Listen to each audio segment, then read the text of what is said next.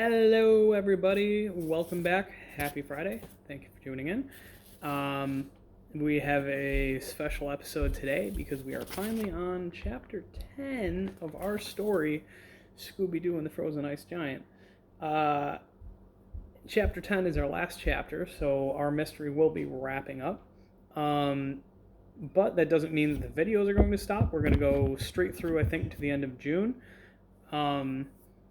Just like kind of following the regular school year along. So I will hopefully have a new mystery from the Mystery Gang next week. I think it's something to deal with pirates. So that should be cool.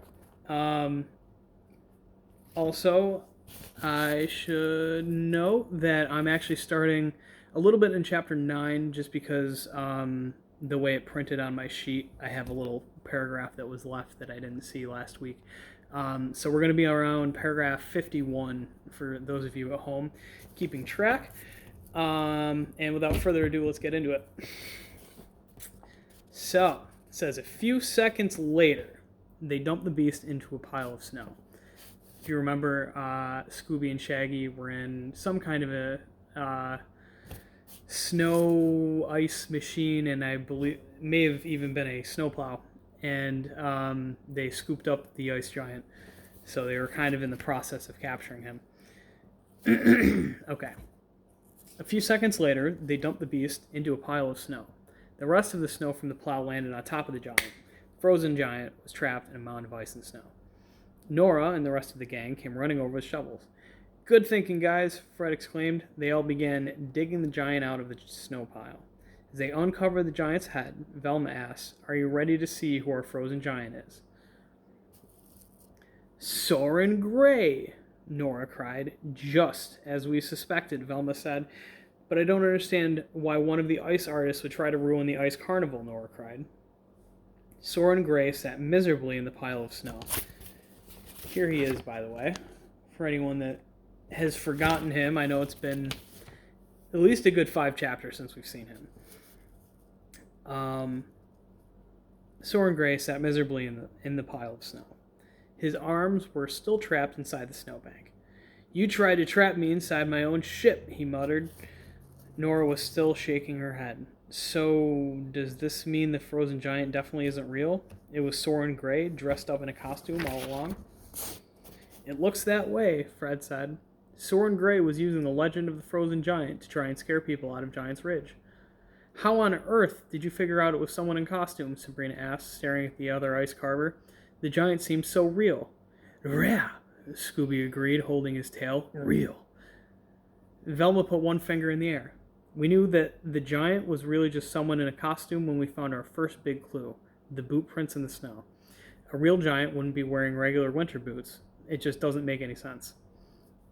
Fred nodded. "As soon as we figured out we were looking for a person instead of a real giant, we began to hunt for clues. There were 3 obvious suspects," Daphne said. "It was just a matter of figuring out who our frozen giant really was." "The first person that looked suspicious was Isabel Hooperman," Velma said. "She had plenty of reasons to scare people away from Giant's Ridge. But when we found traces of red glitter paint outside the caves in the forest, we realized our giant was either Lynn Johnson or Soren Gray." Soren Gray grumbled from inside the snowbank. "That's right," Fred agreed. "We saw Lynn Johnson spraying all the welcome signs with red painted X's when we arrived this morning. She really wants people to leave Giant's Ridge. She's worried about tourists coming into town and pushing the bears and wolves out of the forest." "But we're leaving the forest around our town alone," Nora cried. "I would never do anything to hurt the forest or the animals' natural habitat. They're a big part of what makes Giant's Ridge so special." "You should probably talk to Lynn Johnson about that," Daphne suggested. "She's very worried." Velma nodded. "The other person we suspected was Soren Gray. When we were talking to him about his pirate ship ice carving, he told us he was planning to paint the ship a sparkling red." "But how did you know who it really was?" Nora asked. "It sounds like it really could have been either one of them." "I was sure that Soren was our giant when we found a map of the woods and caves," Fred said. "Lynn Johnson knows this area so well that she wouldn't need a map to find her way around. The giant was obviously someone who was unfamiliar with the forest and hills around Giant's Ridge. Also," Velma added, "every time we saw Lynn Johnson, she was wearing snowshoes, not boots." Daphne looked at Soren Gray. And you're the only person who had a reason to melt the other ice houses and kidnap Sabrina, she added. Sabrina's ice castle was the best ice carving in the whole competition. But if she didn't have time to finish, you would have a better chance of winning. I deserve to win, Soren Gray spat out angrily. I'm the best carver in the entire world. That prize money should be mine. I would have gotten away with this if it weren't for you meddling kids and your wiggling dog. Well, you're certainly not going to win the competition now, Nora said. You're going to jail. We need to get you out of here so the rest of us can enjoy the ice carnival.